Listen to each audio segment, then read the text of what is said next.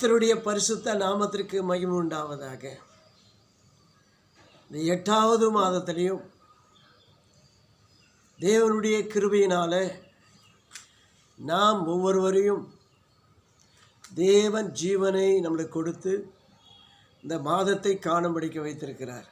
மனதார நாம் நன்றி செலுத்த வேண்டும். யோவான் 8ஆம் அதிகாரத்தில் 32வது வசனம் இதை வாசிக்கின்ற பொழுது கர்த்தர் சொல்கிறார்,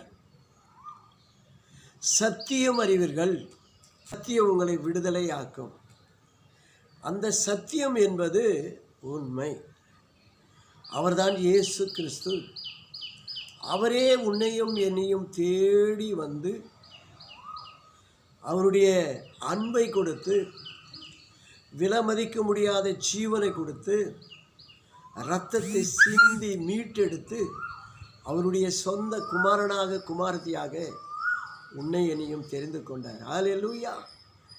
தெரிந்து கொண்டவர், சத்தியம் நிறைந்தவர். அவர் சத்தியம் நம் ஏற்கனவே அறிந்திருக்கிறபடினால அந்த சத்தியம் உன்னையும் என்னையும் விடுவிக்கிறதாய் காணப்படுகிறது. இந்த 8வது மாதத்திலையும் இந்த ஆகஸ்ட் மாதத்தில் தேவனுடைய கரம் உங்களோடு கூட இருந்த அற்புதங்களையும் அதிசயங்களும் செய்கிற தேவன் அவர் நம் நடுவிலே இருக்கிறார். நாம் செபிக்கலாமா?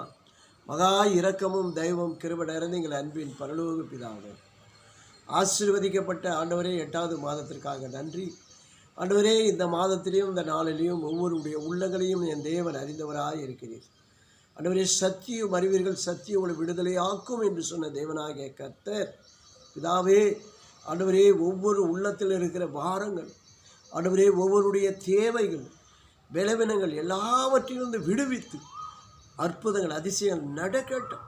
கர்த்தர் பெரிய காரியங்களை செய்யும். ஆசீர்வதிங்க.